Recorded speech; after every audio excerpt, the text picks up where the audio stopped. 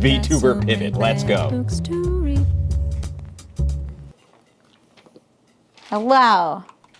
Welcome in, kind people of the internet. This is the Bad Reads Book Club, where I read bad books so you don't have to. Now, there's no guarantee that they're going to be bad, but I judge books solely based off the cover and hope that they'll be bad.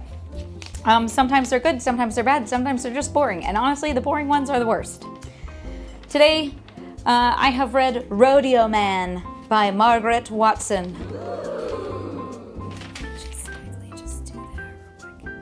It's not going to. It's manually focused. I know, it's manually focused. Rodeo Man by Margaret Watson. The Rodeo Man returns. Not a night passed that Becca Johnson didn't dream about one long ago summer and a certain wandering cowboy. She thought she'd finally made her peace with the past until Grady Farrell reappeared. The ruggedly handsome ex-rodeo star might have taken her innocence, but now this proud woman has a child's heart to consider. To Grady's surprise, 9 years had transformed Becca into a confident, alluring woman.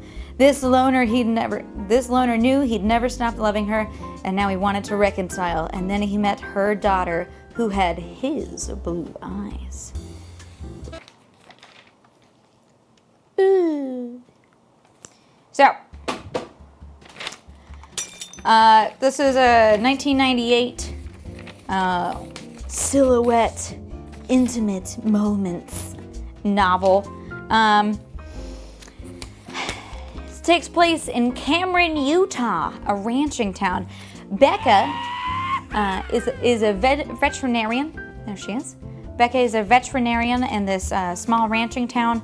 She works on both large animals with the ranchers as well as small animals at the vet practice that she is a partner within. She has a daughter who is 8 years old named Cassie. And her father, Cassie's father, out of the picture. Why? Becca got pregnant at 19, having fallen in love with Grady Farrell, the rodeo star. And Grady, he really loved being on the road. He was obsessed with rodeo. He had a terrible relationship with his father. Here's Grady for you. Grady had a bad relationship with his father. And so he kind of escaped off to the rodeo, right? So when Becca was 19, she calls Grady and she's desperate to have him come back to her. He's clearly not going to. So she says, there's someone else on the phone. And he says, good for you. See you never. Click. And now because this is 1998 and he's going off and doing whatever, she doesn't know where to find him. She doesn't know how to get his number. He's just gone and she's not able to get in contact with him. Then about a week after that phone call, even though she lied and she said it just to get his attention, he never finds out that there wasn't actually another man. A week after that phone call, she finds out she's pregnant with Grady's baby, and she goes around and she tries to travel to figure out where he's at, except she doesn't have any money because she's 19 and a sophomore in college. And so she ends up just having a baby and dealing with it on her own. She even hunts down one of Grady's best friends and goes to him and is like, hey, I'm totally pregnant with this guy's baby. And he's like, no, you're not. You are just a rodeo groupie and you are just trying to get in his pants so that you can get some of his rodeo winnings.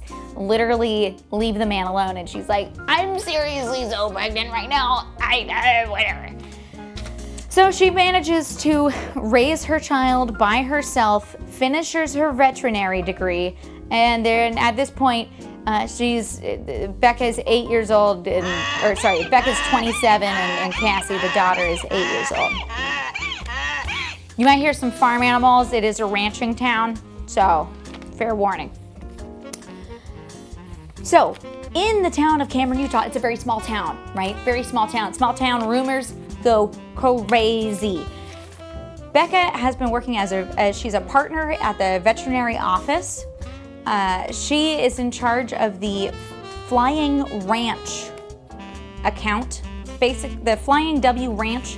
And the Flying W Ranch was recently purchased by some unknown person. And the rumor is that it was lost in a poker match. Somebody won it with poker. Becca is out there. She's treating a couple of animals for whatever. When who shows up? Who happens to be the person who owns the ranch now? Long lost love of her life, Grady. Yeah. And Grady is like, Becca, what the hell are you doing here? You don't live in this town. And Becca's like, yeah, well, I do live in this town because my college best friend moved out here and I was able to find a job out here after my college degree. And they share some very longing looks over the back of a cow. And Becca's nervous. Grady does not know that she has had his child. Yeah, child's a secret. And she doesn't know if she's gonna tell him. And what's even worse, her child is in the car right now at the farm because the sitter couldn't watch her or something, so she had to bring the kid, and the kid's sitting in the truck. And which this kid, like father, like daughter, loves the rodeo. Very obsessed with rodeo, but Becca's like, we can't do rodeo stuff. We don't have A, that kind of money, and B, it's dangerous, and C, your father was obsessed with rodeo, so I can't let you do rodeo because then you'll be obsessed with rodeo for the rest of your life. Turns out her kid has a real connection with some horses. And while they're on the farm at the ranch, she sees this beautiful horse, Pete. She sees this beautiful horse, Pete, and she really connects with this young horse named Pete. And this is Cassie is connecting with the horse. And sorry, I was thinking about doing a spelling bee. Cassie connects with the horse and she's stroking it. She's petting the horse. And they're like, wow, nobody's really connected with this horse before. You're a lucky little gal. Like, clearly you have your way with horses. And this girl is obsessed. She wants Pete to be her horse. She is 8 years old and infatuated with Pete. Cassie and Pete are in love in a very normal way that a child might love an animal. So, turns out Grady did, in fact, win the Flying W from Cy. Cy was the previous ranch owner, and he was kind of a loser. He was kind of a dick to people. He always had a lot of debts, and he didn't really pay people back. He had like a big tab running at the veterinarian. He had a tendency to like drink and just be an asshole and gamble. So Grady wins the ranch off of him. And he does explain later that he only kind of won it off of him. He actually paid a lot of money for the ranch, but Cy decided in this spirit of the moment to throw his ranch into a bet, and then Grady won, and he said, you know what? You're going bankrupt. I will take the ranch off your hands and take on the mortgage that's on the ranch and put down a hefty down payment because my rodeo days are done. Grady was a rodeo star. And what happened? He got a serious injury. Yeah, seriously injured his leg. And now he's kept this a big secret. He hasn't told anybody about his leg injury. No one knows why he suddenly decided to settle down, and he's not really ready to share that with anyone. Anyways, Cy goes to the veterinary office to settle his debts with the vet, except while he's there, he decides, you know what? No better time than present to hit on the veterinarian.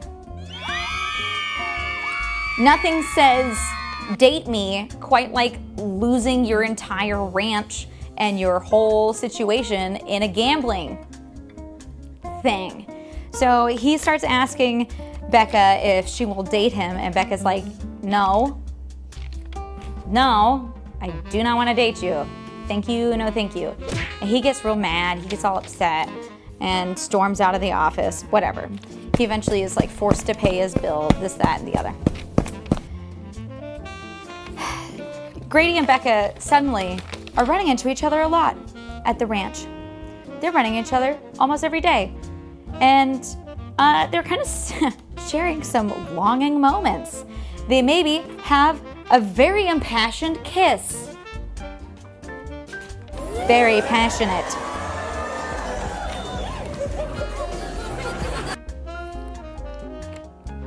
So Grady starts having issues with his cattle. He ends up having a horse that gets colic, and they're trying to figure out why this horse has colic, and they really just can't figure it out. They realize that the horse was definitely sabotaged. Someone specifically overfed this horse to give it a bellyache, which, if you know anything about horses, bad for the horse to feed it too much. So this horse has a big old bellyache, and they call Becca out again. Hey, come help us with the horse. And so she comes out, and she and Grady have this very, very passionate kiss in the stables. But who else is there? A passionate kiss in the stables? And who else is there? Who walks in and disrupts the kiss? Ron. And who was Ron, you might ask? Ron is the best friend of Grady. The one that Becca went to when she was pregnant, and he refused to tell her where Grady was because he thought that she was lying about knowing him. Ron is very upset with Becca, and he starts being really mean to her, and he's like kind of telling her off behind the scenes and is giving her dirty looks and is not being nice to Becca. And Becca's like, whoa, like, I don't even care. Like, I don't know what to do about this. I don't really know if I even want to be here. Like, do I want to be around Grady? Like, he's the father of my child, but I don't think he wants anything to do with me, and it's been a secret for 9 years. What am I supposed to do? So Ron's being a dick to everybody. Great, whatever. Late night at the veterinary office. Becca is there doing her last rounds with the animals. She doesn't do emergency calls at night, but she does do the evening shift at the office to make sure that all the animals are settled in. She's helping a cat with a urinary problem when all of a sudden she hears someone rattling at the back door. And she gets nervous. She hears this shaking, rattling, and she's like, oh my God, what is going on? And then at the front door, she hears a knock, knock, knock. Hey, it's me, Grady. And she goes and opens the door, and she's like, oh my God, Grady, there was somebody trying to break in, I swear. They call the sheriff. The sheriff comes out. Hi, Bart. You gonna be in the veterinary office? Come here. Come be a cat in the veterinary office. They call the sheriff out. The sheriff takes a look at the door. There's clear markings on it. The sheriff's like, yeah, for sure. Somebody was definitely trying to break in here. And he asked Becca, he's like, is there anybody you know that this would be? Do you think there's somebody coming to bother you? Or do you think it was just like some kid trying to break in, huh? And she's like, I don't know who would try and come after me. And then she tells him, like, I don't know, there was that guy.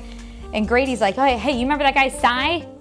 He was mad that you didn't want to go on a date with him. What about that guy? And she's like, yeah, I guess so. But I just don't really see him doing that. And then she's like, oh, but Ron. That guy Ron's been a real dick to me. Maybe him. So she tells the sheriff, and they kind of go on with their life. Blah, blah, blah. The next day, Cassie, the kiddo, we could do a book club. Cassie, the kiddo, gets sick. And so she's staying home from school. I think actually this is the summer. She's just home anyways. Cassie gets sick. She has to stay home. And Grady, the nice guy that he is, comes by again because he knows that Becca has to watch her. She can't go anywhere. So he drops by the house and is like, hey, I know she's sick, and I've got a friend who's a single man. Now, he does not know that the kid is his yet. And he goes, I know she's sick. I've got a friend whose wife had always complained that she couldn't go anywhere when the kid's sick because he can't take him with you. Is there anything I can pick you up from the store? And so, of course, she goes, yeah, Cassie's asking for her favorite soda. It's lemon fizz. And he's like, lemon fizz? That's my favorite soda. And so he goes and he gets the lemon fizz and he brings it back and everything's fine, hunky-dory. But then that evening, when Becca's turning off all the lights and getting everything ready for bed, she sees someone outside hiding in her bushes. And she's like, The fuck is going on, man? Who is that? Who is outside in the bushes? And so she calls the sheriff again. And the sheriff shows up and is like, hello, ma'am. Yeah, he's looking around. He's like, oh, yeah, there's definitely bush footprints in these bushes. Somebody was definitely here. I can see him. That is clear bush marks from a man in your bushes. He's like, make sure you're locked up real safe. This is the second time. And she's like, do you think it's connected with the guy trying to break into the veterinary office? And he's like, oh, yeah, it's probably it. Oh, sure.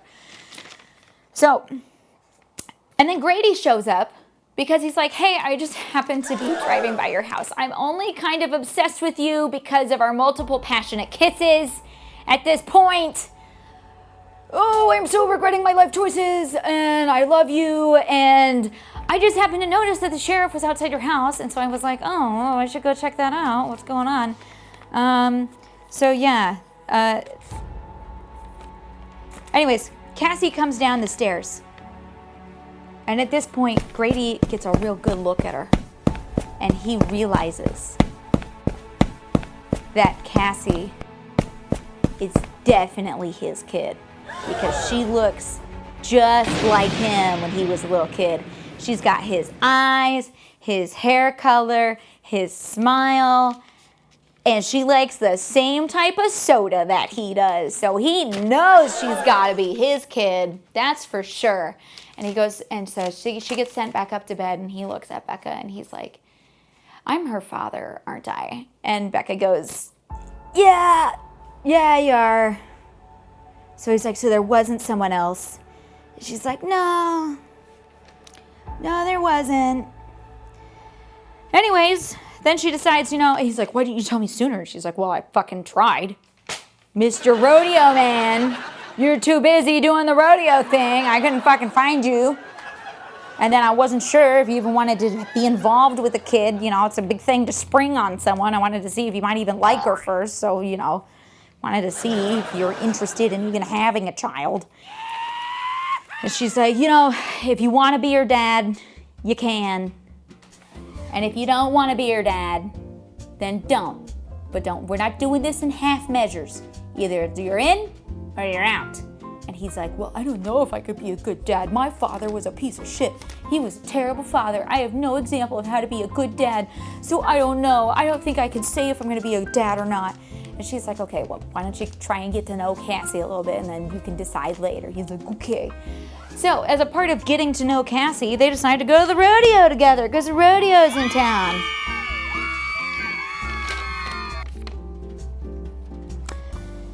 So they're there at the rodeo, and Cassie loves the rodeo. She's been so excited about it. She's never actually get to see the rodeo. And she asked, she's like, I know Mr. Grady used to be in the rodeo. Can I, and here, I'll sit side saddle.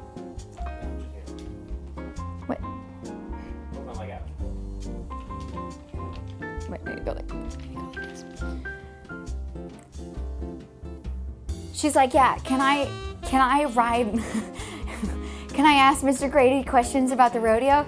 And she's like, yeah, sure, you can ask him all the questions. And Grady's like so excited to answer her questions about the rodeo. She's like really wants to do barrel racing when she gets older. She's very excited. And so they spend all day at the rodeo, and they're having a great time. And she's very excited, and she really wants to take riding lessons and learn how to ride Pete the horse. And Grady's like, I will teach you how to ride that horse. You got it. And so she starts taking riding lessons to learn to ride on Pete, and they have a great time. After they get home from the rodeo, and Grady drops him off. Everybody's going to bed, and what does Becca find on the counter? A note. A note that says, I know where you were tonight, and it's not making me happy. Yeah. The stalker has made it inside her home. She calls the sheriff again. The sheriff comes out and is like, hey, why don't you stay at Grady's place for a few days while we try and figure out who your stalker is? It's not a big town.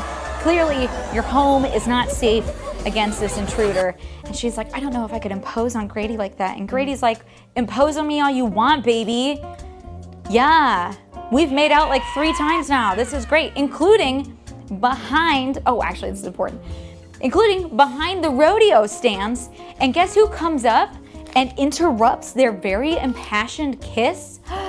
Creeper guy Cy. He absolutely comes up and interrupts it. He's like, what are you doing? What are you doing? Because she had said, Grady, stop. We need to go back to everybody else because her kid was off with the other kids or something. She's like, Grady, we can't do this here behind the bleachers. We can't be making out behind the bleachers. What if somebody sees us? It's a small town, the rumors. And so Cy hears her say, Grady, stop. And he's like, ugh, what are you doing? The lady said stop, sir. Anyways, so he leaves a note, and then Becca and Cassie stay with Grady for a few days. Becca still has to like keep doing her job, right, of being a veterinarian, and she's doing all this work with the other ranches and in the clinic and stuff. And Grady was like, well, obviously you can't just like leave Cassie nowhere, so I'm just gonna take her around on the ranch with me, and we'll have her muck stalls, and she can make cookies with the housekeeper, and she can do all the stuff because he's got like ranch hands and stuff that live there, so they have a lady who does all the cooking for him. So they're on the ranch, and Cassie is having a blast. She's loving this. She gets to have horse riding lessons. She gets to learn about the cows. She gets to do all the things, and she is enjoying herself. And meanwhile, Grady and Becca keep having passionate smooches. Passionate smooches.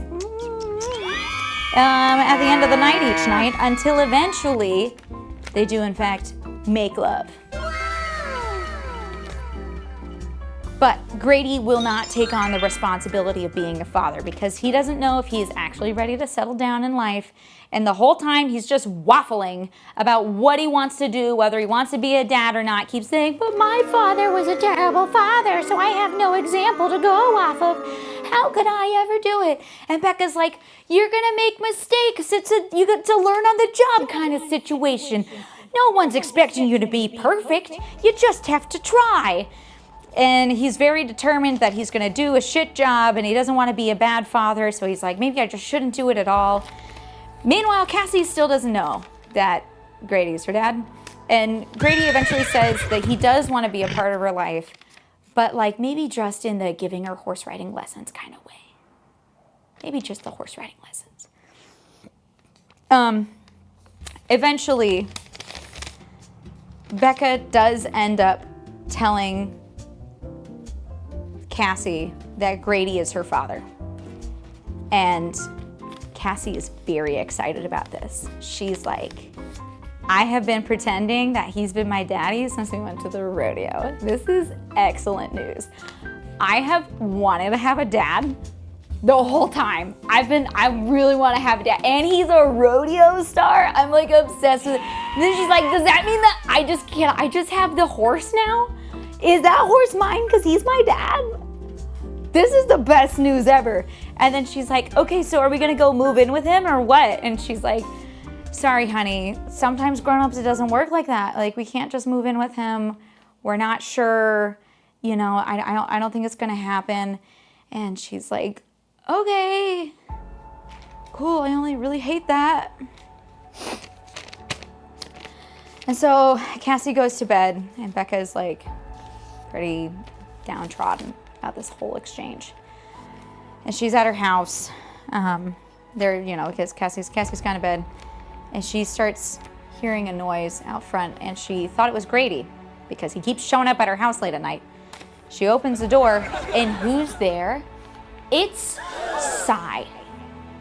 Yeah, Cy, the guy who used to own the ranch. And what does he do? Shoves her in the room and is yelling at her about how they were supposed to be together and she never gave him a chance, and that he's been trying, and clearly all she wants, she doesn't even care about him, and like Grady's a good for nothing rodeo guy. What do you want to do with him? And he's got a gun. And he's like waving it around like, oh yeah, you better listen. We're going. Me and you, we're getting out of here. And she's like, I don't know about that. And she's backing up. And she backs up into her living room. And then what does she do? She picks up a lamp and then beats him over the head with the lamp and smashes lamp. Sai, not fully unconscious, but Sai gets taken down, right? He's knocked out. And then she goes and grabs, she takes her belt off and ties his hands with her belt, and then she's like, that's definitely not gonna work when he wakes up. So she goes to the kitchen and grabs a roll of plastic wrap and plastic wraps his hands all the way up to his armpits and then ties his feet together with a kitchen towel and calls the sheriff. And then the sheriff comes and they're like, dang, think we found your stalker, ma'am. Great job with the plastic wrap. Anyways, Grady shows up again. They're like, do you want to call Grady? And she's like, no. And then Grady shows up again. And of course he professes his love. And he's like, that fucking Sai guy sucks. And I guess it's revealed, and part of the reason he professes love is because Becca told Grady about Ron finally, the best friend, because they were really questioning whether Ron was the stalker. And eventually Ron gets he's cleared, and Ron finally decides to make things right for Becca and Grady by going to Grady and telling him, hey, yeah, she did come to me when she was pregnant and told me she was pregnant with your baby, and I just never told you because I thought I was protecting you from someone trying to take advantage of you. And then I was mean to her because I was worried I was gonna lose my job because you would be mad, and I really didn't want to get fired, and I'm so sorry. And so Ron went and got Grady's dad and brought him back so that he and his dad could make amends, so that he could feel okay with being Cassie's father.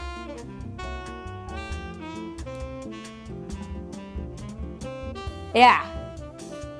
And so after all of that, they finally bone. And then that's the end of the book, and they live happily ever after. And I don't know. I guess she takes care of his cows now. Ranking this book, I would give it a 2 out of 5. I would give it, a 3 out of 5 for the book. I've read books with worse writing. It was okay. The characters were fine. Flat, but fine. There was the little bit of conflict of the stalker guy. Much needed conflict. I do think that the amount of waffling that Grady does on like, I don't want to be, I'm going to be a terrible father, so I don't want to be a father at all. It's just stupid. It's too much waffling about how he's going to be a shitty dad. And then it's like, you just have to try. And the kid is very one-dimensional. Why? I don't understand when they're like, this child's personality traits are exactly like a man she never met. Like, having a favorite flavor of soda is not a genetic trait. Like, that's not something that happens because of genetics, okay? Normally, it's introduced to you by someone, and then you like it because you associate it with them, and maybe there is a little, it's more of like acquired taste situation. Yeah, except if cilantro, very true. But yeah, for the most part, like, you're not gonna pick a favorite kind of soda and have that be like, oh, it's clearly my daughter because she likes my favorite kind of soda. So there was a bit of that where I was like, nah. And I did not appreciate that it was a very slow burn. They had multiple times when they're making out, they had almost had a roll in the hay in a very literal sense. And they keep talking about how their passion and their desire, and they can't think when they're around each other. And then the actual one sex scene that happens, they literally, it's like, I don't know, maybe it takes like 2 pages of them taking clothing off, and then it's like 2 sentences, and it was like, and then he was between her thighs, and they rolled in ecstasy, and that's it. And I was like, girl, you're gonna make me read 300 pages for that? 300 pages of impassioned kisses, and that's all you get? Not even a real description. Not even any, it was just, that was it. I was like, all right. I'm glad you spent twice as long talking about her unbuttoning her pants. Yeah, the author likes edging. And just like that, it was over. Anywho, so yeah, 2 out of 5 on the spice factor, 3 out of 5 for the book. Was it the worst book? No. Was it the best book? Also no. Would I recommend you read it? If you like fluff about rodeos. Yeah.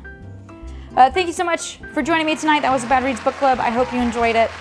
I don't know, this might make it on YouTube. We'll see. They normally don't, but we'll see. Thanks, guys. We'll pick the next one soon. We'll be right back. Bad books, bad books. I've got so many bad books to read.